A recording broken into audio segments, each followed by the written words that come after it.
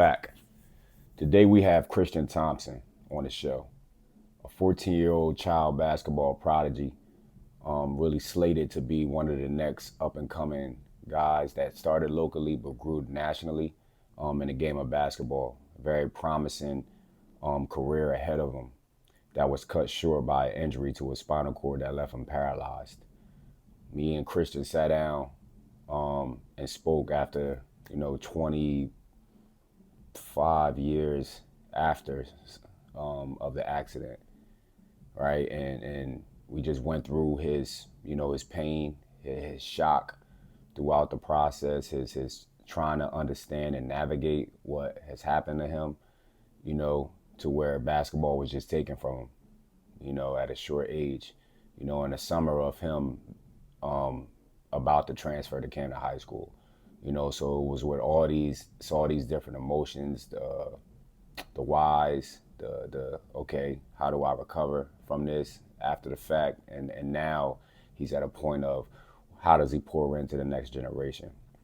So it was a beautiful conversation. I know it's a very important conversation for athletes from the standpoint of, maybe this won't happen to you, a devastating tragedy as far as what happened to Christian, but we have to be thankful for what we have, and we have to take full advantage for what we have, and and not be spoiled and not be selfish and not just take it for granted, when the opportunity is in front of us, which a lot of generation of this current generation does, so great conversation. Please listen and think about yourself in the context of this and how you want to represent yourself moving forward, especially in sports, right, going forward. So, Christian Thompson, talk to you soon.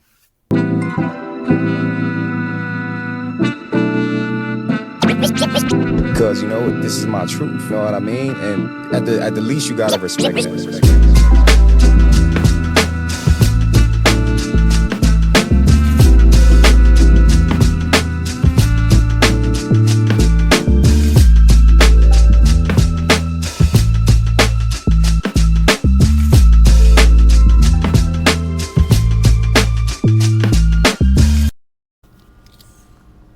Yeah, I be having so much tunnel vision and focus on things, man. It's just like, whatever, man. Them dudes making millions of dollars, bro. You good? Yeah. You all right? Chilling, man. All right, we back. A.M.University, man. We back. Christian Thompson. Been a long time. We've been trying to do this for what? 5 years? Damn, like that. It's been 5? Yeah. That was the first time I talked to you through Wayne. About coming on, and that was the first year. So that was pre-COVID. Right after, because we started. Oh wait, we started during COVID, but yeah, I don't know. It's a blur. But the first year that we started this, that's when we was talking about coming on, and I'm actually glad that that timing made sense and we did it at the right time. Because honestly, I think right now, your story is most needed, right? Maybe kids they don't have to go through what you went through, but I think in a similar kind of fashion though, I know this generation of kids is taking a lot of things for granted. Absolutely. Like a lot of things in their life for granted, because people are giving things to them, they trying to overcompensate for what they never had and all these type of things, and kids is just running with it. And they just want that instant gratification. And then they don't understand the work part, then the next thing you know, they 35, 45, 50 living with all these regrets. So that's why I think your story is very important at this time. And I don't want to talk much. I just want to interject when we having conversations, but I kind of just want you to go. For people that don't know Christian Thompson, I don't even want to give an introduction. I want you to start from the beginning, from where you want to start from, talk about everything that you want to talk about, and we'll go from there with the conversation. Solid. Well, name's Christian Thompson, 38 now. A lot of people locally familiar with my story. Grew up in, I'm not just gonna say Camden, but I grew up in Lawnside as well, all over New Jersey. Grew up in Pennsauken as well. My father people know me through my father, named Ronnie Thompson. He was a former standout over at Camden High. He played professionally overseas, over in France, all over the world, really. Um, Played a preseason with the Sixers. Um, Uncles as well. Got my uncle here to the side of me, Keith Strickland. He was a standout at Camden High. He played overseas as well. Know you're familiar with Kevin Walls. I grew up underneath all these guys. I mean, they the ones that taught me how to play. Story though, was a child prodigy coming up. Fortunately, got hurt when I was 16. Had a spinal cord injury, and before I got hurt though, was All-American, ranked in the top 5 on the East Coast coming up. Went to Haddon Heights, had a solid year playing ball. Haddon Heights scored about 400 points as a freshman. Didn't play the entire year, played half a year because I was fucking up in school or whatever. So I actually got left back and transferred to Camden High right before the season started, unfortunately, though. Had a spinal cord injury, fractured my C4, C5 vertebrae, and unfortunately been in the chair dealing with paraplegia ever since, and now then turn that into entrepreneurship and retail. I'm in the retail business, selling clothes and all that type of thing, and it's just been a roller coaster to say the least. I mean, for real, and it's a lot of things in between that we can get into, and I'm sure we are, but that's just really like the gist of everything. And we actually, man, Twan, we grew up around the same time. We didn't really know each other too much, like personally, but we was around, man. And what year was you at the High? What, 2004? 2004. Okay. You might have been a year under us. I was there 03. I was there 03. I transferred 03. Yeah, right. Yeah. So I was going to be on that 03-04 team, Right. which was crazy. And we Yeah. definitely need to get into that, because that's one of the most underrated teams in Camden High history. Unfortunately, they didn't win the championship, which they should have. Even without me, they should have won that shit. Yeah, we'll get into it. Let's go back to before the injury happened, though. Okay. Like, all right, you getting this notoriety at a really young age. 400 points as a freshman is crazy. Yeah. Like people think that's like you can't just dismiss that. 400 points as a freshman is crazy, and you're a freshman, and that it don't really seem the same now.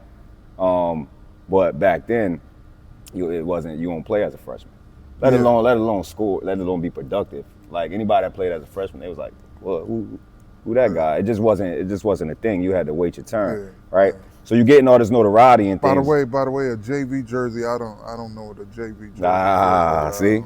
See. So a there you JV go. jersey, I put on a JV jersey. I might break out in hives and shit. You know what I mean? So, that was standard though. See, like even you saying that wasn't the norm. We all had the freshman, JV, like whatever. So, getting that type of notoriety at that age, like what was you thinking?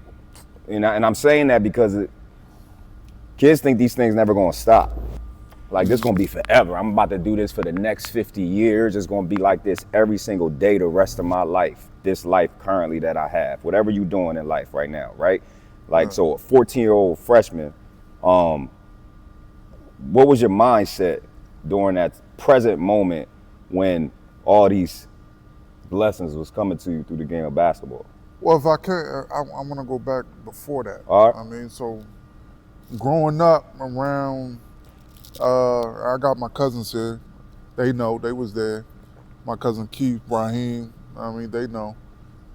Growing up around like 6, 7, 8 years old, We was they had the tournaments for kids at Pond Point and at the rec center and all that. So we was doing that, and around that time, I remember at the age of 7, we was playing a game, and in my mind, this one I actually knew that I was different playing ball at this very moment. I was at the top of the key, I had the ball, and I remember the defense was playing like a 2-3 zone, and I was like, let me try this. So I attacked the guy on the left side with my left hand, then went around the back and dribbled it one time, picked it up, and what I was going to do is split in between them by going behind the back on one and then going behind the back on with the other one. Yeah. And I did it, and like did a no-look pass to my right, and I forgot who it was, but they laid it in. And I was like, damn, I just did that off the cuff like that. And I was like, damn. At the age of 7, 8 years old, and I was like, damn, that was different. That wasn't no regular shit. You know what I mean? So Right. that moment, I knew like I was really different when it came to this. And but growing up, I knew, being though I see my dad, my uncles play, I knew at a young age this was going to be it. This was my passion, and not everybody is fortunate enough to find a passion at a young age. I mean, some people, they still trying to figure out what they want to be and what they want to do at the age of 30, 40s, and it's a very fortunate thing to find that early, so you know your direction, whatever it is that you're going and trying to become. So Yep. I knew that as a child, as an adolescent, this is what I want to be. So my focus was this from the door. I put everything into it. I was about to say, did you match it with the work? Absolutely, absolutely. I gotta say that for like right now, the generation right now. Yeah, so yeah, you gotta talk about that part. Yeah, Once you knew what you do after that. When I see kids and I see the opportunities they have, the outlets that they have, the gyms and the parks, the quality of parks that they have, like they got fiberglass outside, Never they got seen that lights growing up. outside, and you drive by them and ain't nobody the fuck out there. Like that shit pisses me the fuck off. Like that was a privilege. You going around and you see a court like that, and you see lights, and lights is just a plus at that. I mean, lights. I mean, then you see they got the tennis court surface, they got the glass, they got breakaway rims, and like for us, if we get an opportunity to play on some at a park like that, we out there all fucking night. Now, I mean, we back and forth to the Chinese store, get wings and fries, or a pizza store, come back, we back balling. You know what I mean? So for me to drive by and see that and nobody's out there, and it's just like, what is this? Like, this is a waste. I mean, so for me, putting in work, like that was, and I didn't even see it as putting in work, because that was just, this is what I do. This is what I do. You know what I mean? Like getting up 8 in the morning, whatever, or all day or whatever. You know what I mean? I'm at the park. And that's another thing. These kids, they not at the park. I hear they more in the gym, and they waiting for the gym and get access to the gym. That's not where it starts at. It starts at the fucking park. I mean, so going to the park and being there all day, make sure you got your own ball and all that type shit. So I'm there at the park early. Get up, eat breakfast. I mean, stretching, running my own suicides and all that. Like, ain't nobody out there, just me. I mean, so I'm doing that, running my own drills, dribbling drills, shooting, and I mean, and then also I see when I see young kids step on the court, they automatically go straight to the fucking 3-point line. I mean, that's not how you warm up. I mean, how I used to warm up, I used to go around the world. I used to start right there at the. Oh, you talking about just warm-ups? They play games from the 3-point line. I They don't. I was telling somebody the other day, like this is where the game is played now. 3-point line to 3-point line, 3-point line to 3-point. Like you might not see them touch the paint for 7 straight possessions. That's crazy. That's crazy. Like that's not real basketball. That's not fundamental basketball at all. I mean, that's where I want to get back to when I get into my own thing, when teaching the kids and all of that. Get back to the fundamentals of it. I mean, get back to the understanding the game, like left hand, right hand. I mean, being able to hit a free throw. Like a little nigga, he could shoot the ball from 30, but he can't make it from 15. Like that don't even make fucking sense to me. Yeah. Like you can shoot it from damn near half court, but you can't make it from 12, 15 feet away from the basket, which should be an easier shot because you're closer to the fucking rim. Should be, but in ways it's a harder shot for him now because it's more pressure to miss a layup, right? Like if I'm not posed to miss a layup. If I miss a 3, it ain't no pressure in that because it's so far away. Like the ideology of these kids is crazy. Yeah, that's chaotic. It's a different time, but back to you because your game was all around. You know what I'm saying? You scored on all 3 levels. So now you leaving Haddon Heights. Why'd you do that? Let's start there. Why would you go and make that decision? For one, they was going to expel me there. They had this like 3 strike rule to where you get in trouble with whatever. I mean, I wasn't a bad kid in school. It was homework for me. I mean, like my mindset, like I told you, my mindset was I'm going to the league. So all this school shit, like y'all can get the fuck out of here with that shit. I mean, so, and I broke down school early. I mean, I broke down school at like 10 years old. Explain. Because you know the final grade, it breaks down into different, like homework is like 40-50% of your final grade, then tests, Did the same thing. then it's classwork or whatever. So once a teacher broke that down to me, I was like, all I gotta do is really like ace these tests. Yeah. Know what I mean? I'm cool. Know what I mean? I was always a test taker, so I was like, all right, so y'all could kiss my ass with this fucking homework shit. Know what I mean? So wait, but that type of ideology that was labeling you a bad kid, like in their eyes, like why? Yeah. Why are you a bad kid? Because you did that. Yeah. You made them look stupid. Yeah. That's another conversation. Plus, how about that? Plus, like I was saying, I mean, so you at school, I broke it down, you at school, first you get up around like 7, then you gotta be there at 8, then you there from 3 o'clock. I mean, so it's like, you do that 5 times a week, 9 months out the year, and y'all for 12 years. Oh, that's chaotic, bro. That's fucking insane. Chaotic. I mean, so you got me here for 9 months out the year, for how many hours a day, and then y'all want me to do fucking homework? Like, y'all better get the fuck out of my face. Like, and then during the summertime, y'all want me to do a class project or some shit like that. Yeah, coming back. Yeah. Like y'all don't get the fuck out of here. Nah. Like, I am not. Wait, like, I'm going so to the did you fucking question that though? Like growing up, because you still a kid, right? Like, you know, a lot of times adults come up to you, these are professionals, these are adults. They supposed to know everything about the world, right? Yeah. As an adult. You the kid, you don't know nothing, bro. Yeah. Or so you think. Yeah. Like, did you ever question that type of mentality? Because to me, it's the same thing. You just said it. Nine months out the year, 12 years, 8, 9, 10 hours a day. Yeah. That's How much of your lifespan is that spent on what? a good, 70% of your fucking day just gone? Spent on what? Yeah. And what are they teaching? What the Spent fuck on are they what? teaching?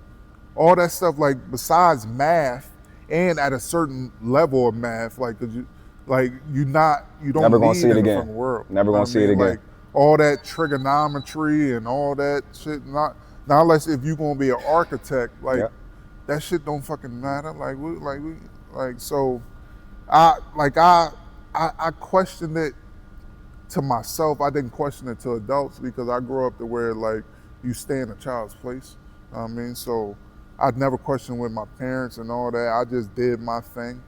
I mean, so I was focused on, like, I just stayed focused on ball and all that. Yeah, but you were I still did what leaving. I did. You were still leaving. Yeah. So That's why. I never cut class too. I wasn't that guy. Yeah. I mean, so I went to class. I was on time and all of that. I wasn't in the hallways and all that goofy shit. I mean, so I was respectable. In school, is just y'all can kiss my ass. So that's that side. What was the flip side to why you left? Going over to the high. So like I said, they try to, and I didn't say that about that. They try to expel me for wearing a hoodie in school. I mean, so I got 3 strikes for wearing a hoodie in class. And the last time it was because I had my headphones on and it was, I think it was like homeroom or some shit. And I had my head down, I had my hoodie on my head, and the teacher steady calling me. I could hear him, but I'm being an asshole, you know what I mean, or whatever. So he calling me, then next thing you know, he talking about, all right, get out, or whatever. So I go to the office and then go through all of that. And then next thing you know, a few days later, I got sit in front of basically everybody at the board, and they suspend me for 10 days. They really wanted to get rid of me, but I was basically their whole basketball program. You know what I mean? So they stalled me out, whatever, but they didn't allow me to come back. Well, they did allow me to come back to play, but my dad didn't allow me to come back to play because he had his standards or whatever. So I was only allowed to play that half a season. And after that, I transferred to the high, which I should have went to the high from the beginning. School started around, end of September or whatever. So start going there, everything good or whatever. And October come around, birthday, October 13th, and like 2 weeks later, October 25th. And what's ironic is, what's today? October what? 26th, right? Yeah, 26th. Which was yesterday. Yeah. October 25th is when I had my accident. So this time yesterday, 2003 would be what? 22 years, my injury. Mm-hmm. So been in this chair for 22 years. Got hurt when I was 16, and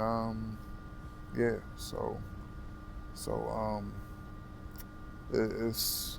What did you in the short term after it happened? Where was your mind at? Well, at 16, Right. You're still a child, but around that time you think you're grown. At the time, I was definitely feeling myself as far as being one of the top players in the nation, and getting hurt and sitting in that ICU, literally fighting for my life. But at the time, I never, the thought of me dying was never came across my mind.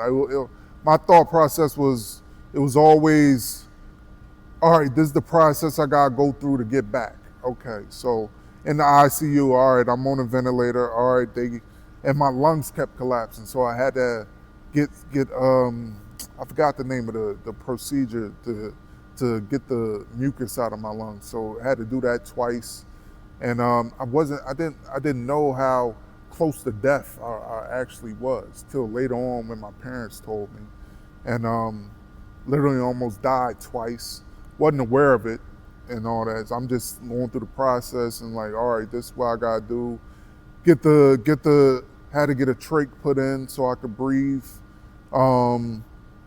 Just going from that, then going to a short-term rehab, which was in the hospital. I went to Jefferson Hospital to get surgery and all of that to get my spine back in line.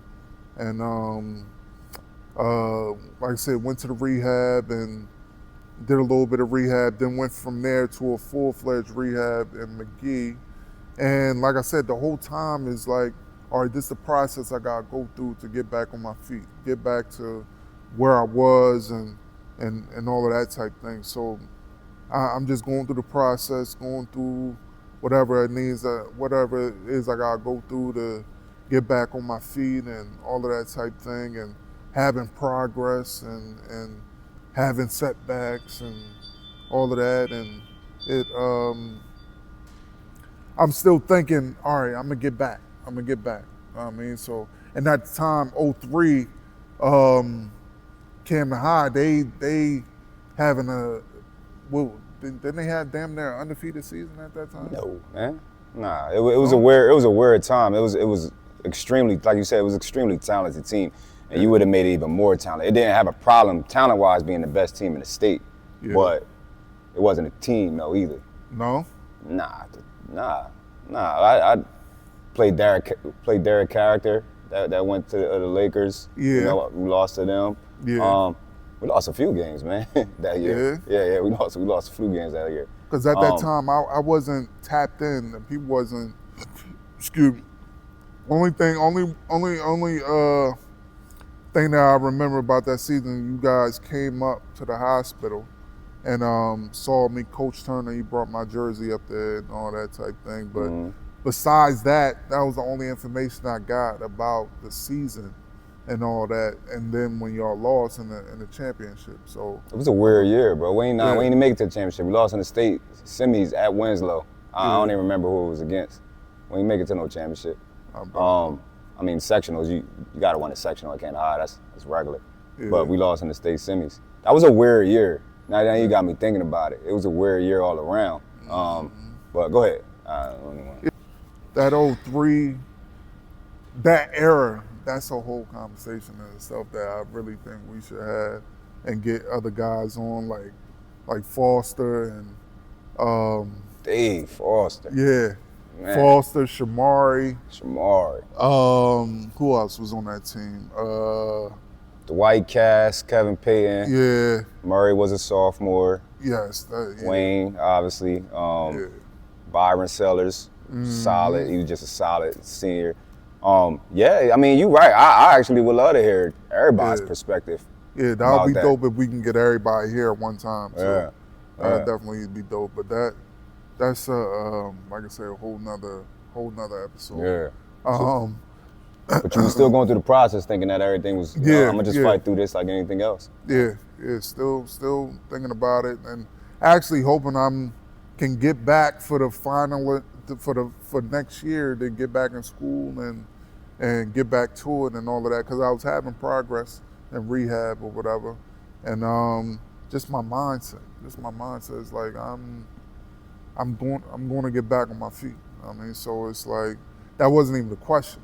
That wasn't even it was just a matter of when and what it is I gotta do to get there. I mean, so that's just my thought process. I mean, at the time. So, and not thinking about my parents and all of the things that they going through mentally and all that type shit. And I was, but I couldn't fathom it. I'm still processing everything for myself, because 16, you still becoming a man.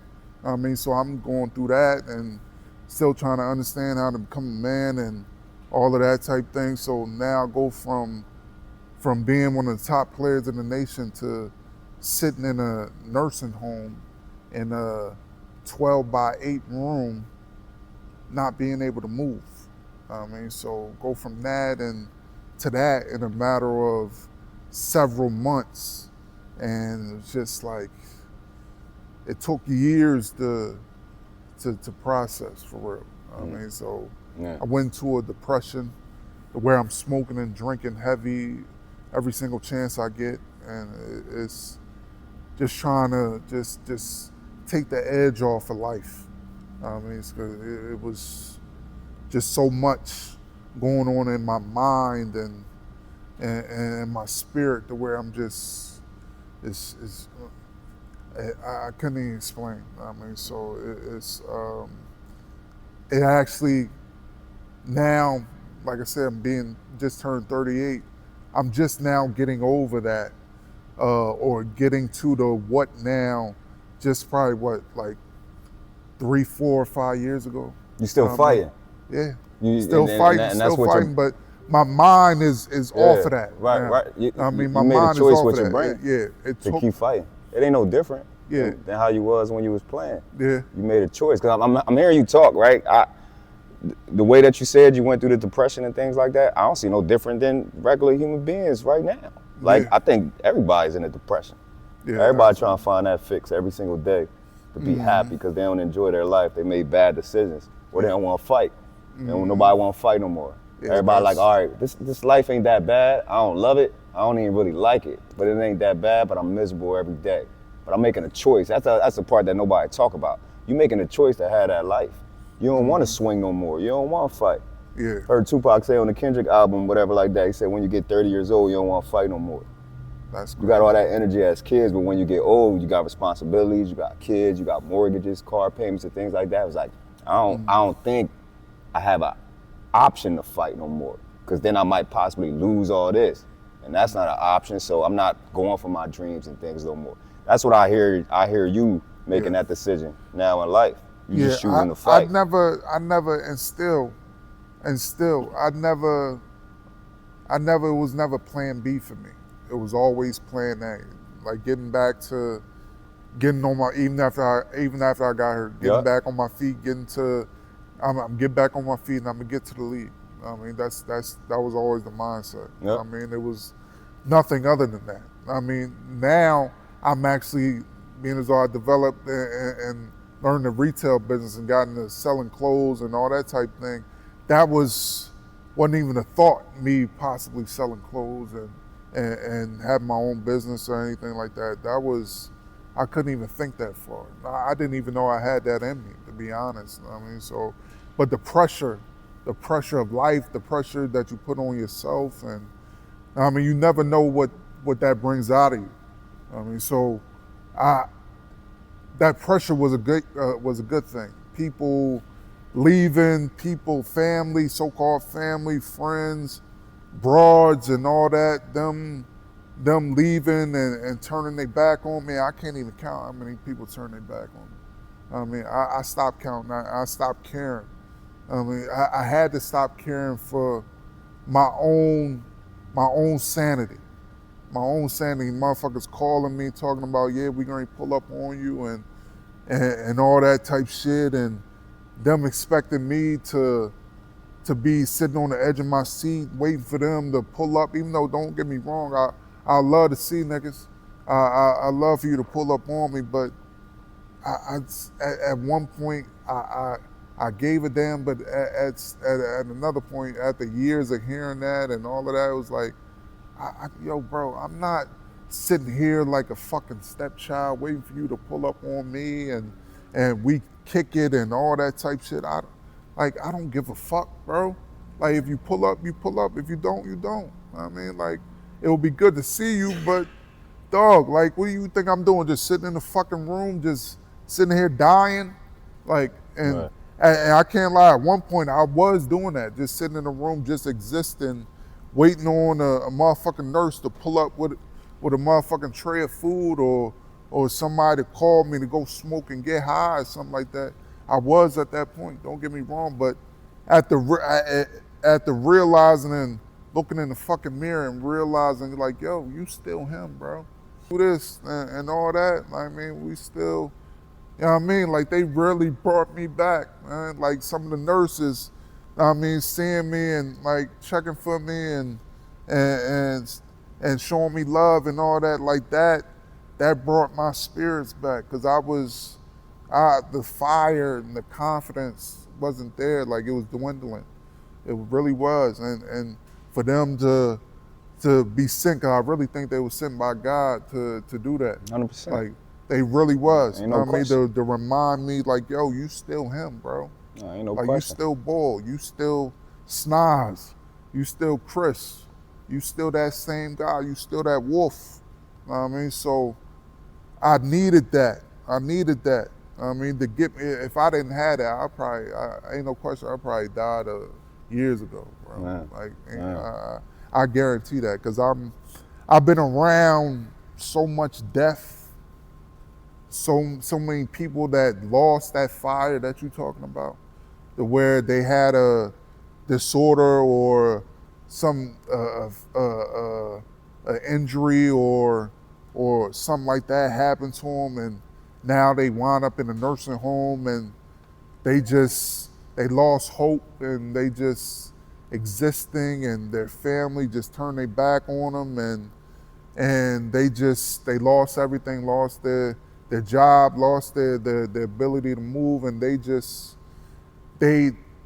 for one, you could tell when they was on their feet, they didn't have that fire and that confidence as is.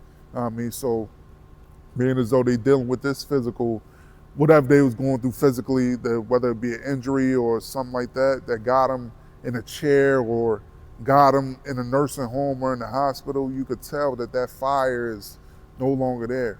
And to see that once that fire in your spirit, like when you see that shit dwindling, like the life really, you could see it go out of motherfuckers, yo. And being around that, bro, for years, and you being in your little 12 by 8 room, which felt like a fucking cell, to go down the hall and just seeing rows of rooms like that where motherfuckers just sitting there and just dying and not living and just waiting to go and waiting for their condition to just check them out, and just seeing them crying and yelling and all that type shit, being around that for years, decades, and all of that, like it's just chaotic, bro. Like it's just chaotic seeing that shit. And I never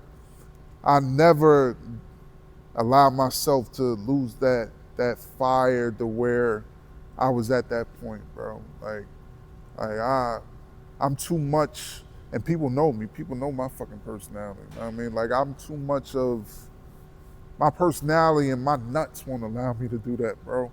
Like for real, like I can't. To the day I die, whether I get back on my feet or not, I'm still gonna have that fire, that fight to be me. I mean, to get it. That's why you still. That's why you still here though. Absolutely, you know, because let's fast forward to now. You know, again, hearing you talk, people can't wait to use a disorder or something as an excuse to not do nothing, right? Like, nah, I can't do it. That shit is corny to me, bro. Yeah. And I don't respect it. I don't respect it, bro. Like I got motherfuckers, and I hate this shit, cause like motherfuckers be calling me and they be telling me about their fucking problems, and I'm like, bro, do you realize who the fuck you calling, bro? I don't think so. You realize who you calling? Nah. Like you calling me to tell me about that shit, bro? Nah. You on your fucking feet, bro. Yeah. Like for one, you a man. It's it's more men that call me. For one, you a man, and most of the time they black. So it's like you're a man and you black, and you're an American. You think a motherfucker give a fuck about what you going through, bro? Like you think they care what you waiting to get saved? Ain't nobody here to save you, cuz. Like figure it the fuck out. That's what we gotta do as men. You gotta figure it the fuck out on your own. Know what I mean? Like, yeah, what at the end of the day, what, somebody gonna hug you, or your girl or your mom, but they give you a hug and let you cry on their shoulder for a minute, but after you done doing that, you gotta figure it the fuck out, cuz. Like you gotta lace up your fucking bootstraps and dig the fuck in. That's what the world wants us to do as black men, though. Like that's all, to me, that's all premeditated. That's all put here for us, for people to feel sorry for us, pat us on the back, go to that liquor store on the corner, you know what I mean? Section 8, all that type of stuff, have 25 baby moms, you know, so we can feel bad for ourselves, we can stay in that place, you know, again, checkmate. You know what I'm saying? They don't even know their talent. And this might be the most insanely talented dude that you ever met, but because he feels so bad for himself, waiting for a handout or something like that, then here you go. And I know exactly what you talk about, man. But that's why, you know, again, that's why you still here. That's how I look at it, you know. And you need to talk like that, unapologetic. Yeah. Because somebody got to say it or do it, bro. Somebody. Society, I don't know how we got to this point, to where everything is so soft and these men has become so fucking emotional, and like I know, like niggas is more emotional than females. Ain't no more dads around, bro. That's a fact. Ain't no more dads around, man. I working in the schools. I don't talk to no dads when I gotta talk to a kid. I'm talking to all moms, right? And women doing the best that they could do, right? Yeah. But these dudes is being raised by women and social media. Yeah. Ain't nobody talking like how you just talk, bro. Just figure it out. Figure it out. You can't tell no kid that today. Figure it out. Where do I start? Like, what do I even do? You start. That's how you figure it the fuck out. You start. Wherever the fuck you at, you start. I mean, whether you in a hole or you got opportunity or whatever. First, you get an understanding of where you want to go and what you want to do. Like, get that understanding. And a lot of times, a lot of these niggas, they ain't got no direction. I mean, so that's really the problem. Like, no direction. And I think that's from, like you said, no father around to help give guidance and all of that. That's a factor. But a lot of people, they haven't been exposed to a lot. I mean, they don't travel. They the motherfuckers they hanging out with, they just as goofy as they are. I mean, so just goofy niggas hanging out with other goofy niggas. So they just a bunch of goofy niggas doing goofy shit that don't know what, I mean, no direction at all. Like, so it's like that, I mean, that, and you said the mom shit too as well. I mean, they being raised by females and they coddling them and all of that, and they taking after their mom, and of course females are more emotional than men and all of that type thing. So all they see is to react emotionally to things and all that type thing or whatever. So it's a lot of factors to it, but still at the same time, but I believe instincts, your inner instincts got to kick in at some point. I mean, but you got to choose to activate them though. Like, you made a choice for what your life now is, you know? Like, you made a choice to activate those instincts. They never left you. It ain't lead a dude on the corner that's crying either, like, about his life, that's crying every day, got a needle in his arm or something like that. He got the intuition too, right? But he ain't make that choice, like what I'm saying, like you did, you know? So let's, because we got to do another one about the basketball side. I think that's a great idea. What you said, I never thought about that. We got to do another one about the basketball side. But let's end with this, because you in a strong headspace now. I can feel it. Like, you ain't even got to say it. Mm-hmm. What can you say to this generation, bro, from your life story, that they need to hear? I'm just leave it at that. For me,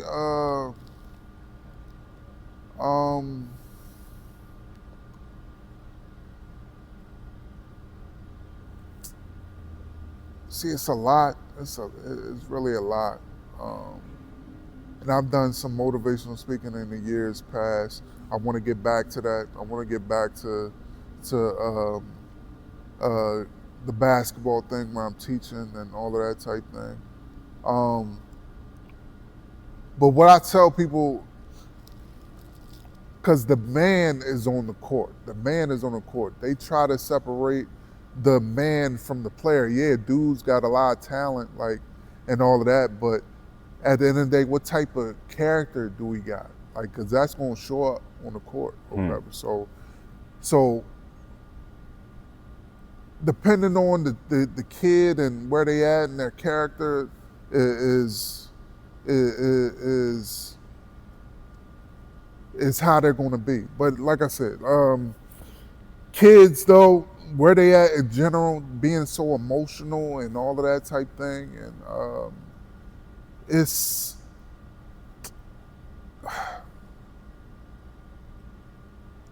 different, bro. Dog, it's different. I know. I'm asking you something that you can't just sum up. You know what I mean? It's it's tough to do it. You know? Yeah, but they so far gone right now, bro. Like, they so far gone. Like, they do so much sucker shit right now, bro, that they don't even dig it. Like, I deal with young motherfuckers all the time, especially young dudes. And the way they think and their mindset be so far off to where I don't even go back and forth with them, bro. Like, I just let them go ahead and just be. Like, because when a lot of times when I go back and forth with them, try to tell them something, you can't tell them shit. You know what I mean? So it's like going back and forth with them, try try to get them to get an understanding of what you're saying to them is like literally talking to a female sometimes. It's like, bro, like I'm not telling you something that is my opinion. I'm telling you something that I fucking know, bro. I'm damn near twice your age. Like, this is something that I've experienced that I had to go through that was taught to me for one, and that I had to experience. Like, what you going through and what you thinking and how you moving ain't it. Like, for one, if you reacting to something emotionally, you already out of bounds. Now, I mean, one of my principles that I live with, see everything and everybody for what it is and who they are, emotions aside. I mean, so if you reacting to something emotionally, like that's, for one, you need to calm that down and check that from the door. I mean, check your emotion before you make any decision. I mean, so once you do that, then you can see them, then you can see the situation for what it is. So I would tell them to do that first. And second, find out who you are, bro. Find out who you are. There we go. Find out who you are. Because everybody, I see these young niggas, they so much of a follower. I mean, they following their friends and they friends and they followers. And like I said, they goofy motherfuckers as well. They have no direction and don't want nothing. I've never seen a bunch of niggas that don't want nothing. Or what they want is so mediocre. Like, what they want is so easily to obtain. Is like, that's not even a fucking dream, bro. That's not even a dream. Like, your dream should be hard. Your dream should be like, you should have some type of doubt that you should actually be able to get it. I mean, like, how about that? Like, if you ain't got that, it should put some fear in you. How about that? It should put some type of fear in you. What you want is just some regular go around the corner, go to the corner store type shit. Like, that ain't shit, bro. Yeah. Like, something that you should, your dream is something that should make you dig in and put pressure on you, and actually it should affect everybody else around you, especially your family. Yeah. Like, that's a dream, bro. Yeah. Like, to where if you obtain this affects everybody around you. It makes everybody around you better and be able to do what they wanted to do. Because that's what I wanted growing up. Playing ball and getting to the league and becoming this big whatever, superstar, whatever. That wasn't always about me, even though that's what I wanted. That was about everybody around me. I wanted to take where I was from, I wanted to take Camden and Longside and all of that. I wanted to take everybody with me.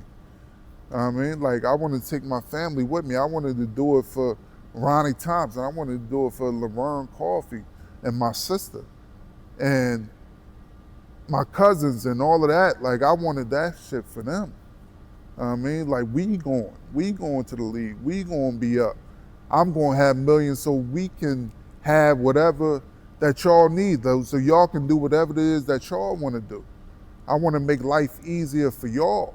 That's what my purpose has always been and still is. Like, I still got that pressure on me to, I gotta make sure my dad is good before he leaves this earth. I gotta make sure my mom gets and becomes whatever she wants to be before they leave this earth.